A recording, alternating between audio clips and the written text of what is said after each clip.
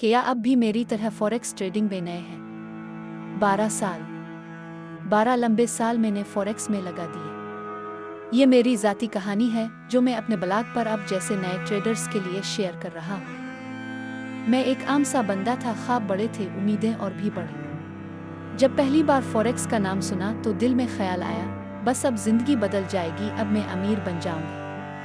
बिल्कुल अब की तरह मैंने भी अकाउंट बनाया, यूट्यूब पर वीडियोस देखें और ट्रेडिंग शुरू कर दी। लेकिन पहला नुकसान आया, फिर दूसरा, और यूं दिन महीने बने और महीने साल। कभी रात भर जागता, कभी सिर्फ स्क्रीन को झूरता रहता। जो ख्वाब देखा था वो हर दिन और हर ट्रेड के साथ टूटता गया। एक दिन मैंने सच मान लिया, ये रास्ता मेरे लिए नहीं है। लेकिन मेरी कहानी यहाँ खत्म नहीं होती। ये तो अभी पहली किस्त है।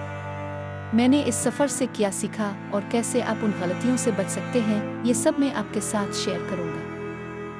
मेरे इस सफ़र की अगली किस्तें देखने के लिए अभी मेरे ब्लॉग को सब्सक्राइब करें और बेल आइकन दबाएं ताकि आप भी मेरे तजुर्बात से फ़ायदा उठा सकें और अपने ट्रेडिंग के सफ़र को बेहतर बना सकें।